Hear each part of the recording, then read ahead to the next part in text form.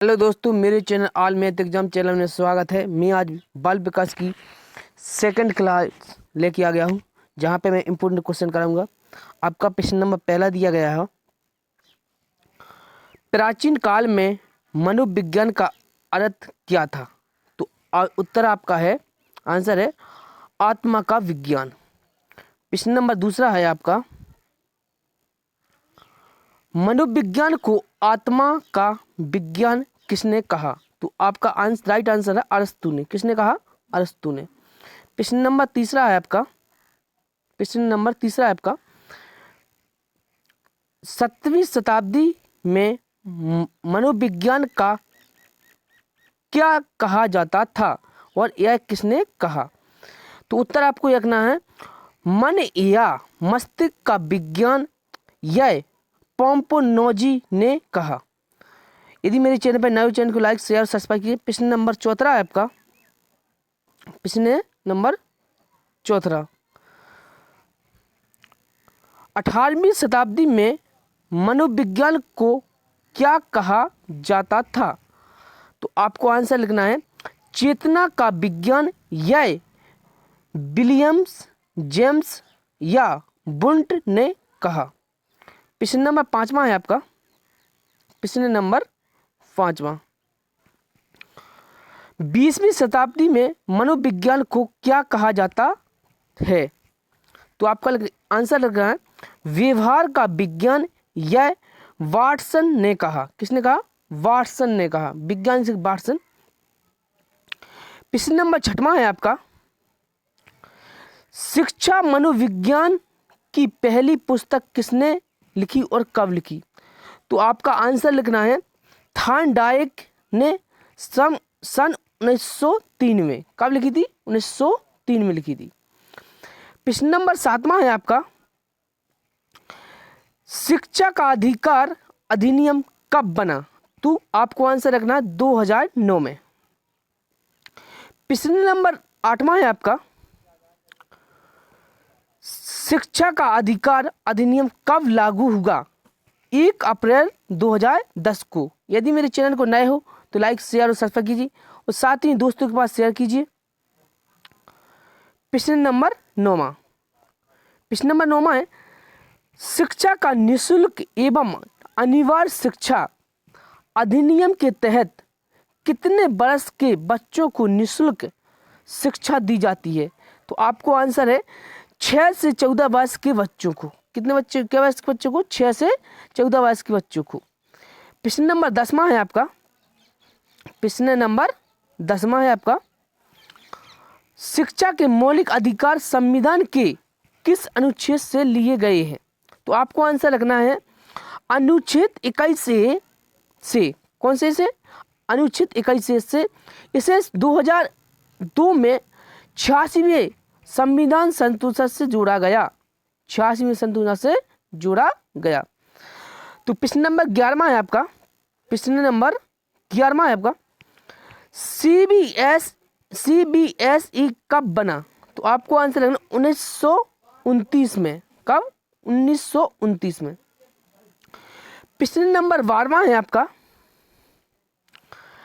एक शिक्षा में शिक्षक और छात्र का अनुपात कितना होना चाहिए? तो 1:40 होना चाहिए। आंसर आपका 1:40 होना चाहिए। प्रश्न नंबर 12वां है आपका, 13वां, सॉरी, आपका प्रश्न नंबर 13वां है, शिक्षा के लिए रेफरेंस कोर्स का आयोजन कौन करता है? तो आपको आंसर रखना, याद रखना है CBSE बोर्ड। CBSE बोर्ड मतलब केंद्रीय बोर्ड। प्रश्न नंबर 14वां है आपका, प्रश्न नंबर 14वां है आपका, शिक्षा मनोविज्ञान का उद्देश्य क्या होता है? तो आंसर आपको याद रखना है बालकों का सर्वांगीण विकास, मतलब सर्वांगीण विकास। प्रश्न नंबर 15वां है आपका, प्रश्न नंबर 15वां है आपका, अज्ञात से ज्ञात की ओर किस विधि में पढ़ते हैं? आपको याद रखना है विश्लेषण विधि में। कौन सी विधि में? विश्लेषण विधि में। प्रश्न नंबर 16 है आपका, प्रश्न नंबर 16। सभी जो इम्पोर्टेंट क्वेश्चन है जो आपकी परीक्षा में 99% आएंगे। प्रश्न नंबर 16 है, ज्ञात से अज्ञात की ओर किस विधि से पढ़ते हैं? तो आपको याद रखना है आंसर संश्लेषण विधि से। कौन सी विधि से? संश्लेषण विधि से। प्रश्न नंबर 17 है आपका, सामान्य से विशिष्ट की ओर कौन सी विधि होती है? सामान्य से विशिष्ट की ओर कौन सी विधि होती है? तो आपको याद रखना आगमन विधि। कौन सी विधि? आगमन विधि। प्रश्न नंबर 18 है, विशिष्ट से सामान्य विधि की ओर कौन सी विधि होती है? तो आपको ये आंसर लगना है निगमन विधि। कौन सी विधि? निगमन विधि। प्रश्न नंबर 19 है आपका, वह कौन सी विधि होती है जिसमें पहले उदाहरण बताया जाता है बाद में नियम बताया जाता है? तो आपको याद रखना है आगमन विधि। कौन सी विधि? आगमन विधि। प्रश्न नंबर 20 है आपका, वह कौन सी विधि है जिसमें पहले नियम बताया जाता है और बाद में उदाहरण बताया जाता है? तो आपको याद रखना निगमन विधि। कौन सी विधि? निगमन विधि। प्रश्न नंबर 21 है आपका, प्रश्न नंबर 21, देखो सुनो और समझो किस विधि पर आधारित है? तो आपको याद आंसर लगाना है फेडरसन। कौन सी? फेडरसन। प्रश्न नंबर 22 है आपका, देखो सुनो और बोलो किस विधि पर आधारित है? तो आपको याद रखना है प्रयोगात्मक विधि। कौन सी विधि? प्रयोगात्मक विधि। प्रश्न नंबर 22 है आपका, 22 नहीं 23 है प्रश्न नंबर 23। किस विधि में शिक्षण सूत्र का प्रयोग होता है? तो आंसर आपको लिखना है आगमन विधि में। प्रश्न नंबर 24 है आपका, करके सीखने पर कौन सी विधि काम करती है? तो आपको याद रखना है प्रयोगशाला विधि। कौन सी विधि? प्रयोगशाला विधि। प्रश्न नंबर 25 है आपका, प्रश्न नंबर 25 है, किंडरगार्टन विधि LKG व UKG के जनक कौन है? तो आपको याद रखना है फ्रोबेल। इस विधि खेल एवं करके सीखने पर आधारित है। कौन जनक इसके? फ्रोबेल। प्रश्न नंबर 26 है आपका, प्रश्न नंबर 26,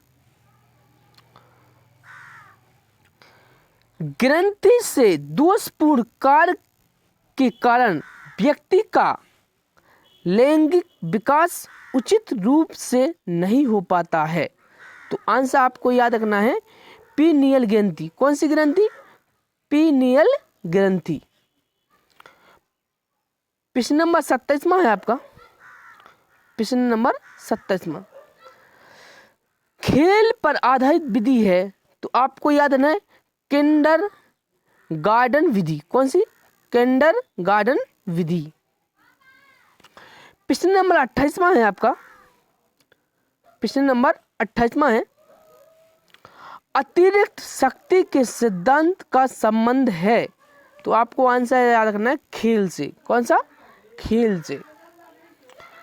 प्रश्न नंबर 29, कौन सा? 29, peeragogy from the stand point of behaviourist किसकी रचना है? तो आपको याद रखना है वाटसन की। किसकी? वाटसन की। प्रश्न नंबर 30 है, बाल विकास को सर्वाधिक प्रभावित करने वाला कारक है। तो आपको याद रखना है खेल कूद का मैदान। मैंने आपको 30 क्वेश्चन कर चुके हैं। यदि मेरे चैनल पर नए हो, चैनल को लाइक शेयर और सब्सक्राइब कीजिए, सारे दोस्तों के पास शेयर कीजिए, जिसे हमारी नई वीडियो को नोटिफिकेशन सबसे पहले मिले, और साथ में वर्ग 3 के जो एग्ज़ाम आने वाले हैं उसमें जो इम्पोर्टेंट क्वेश्चन पूछे जाएंगे।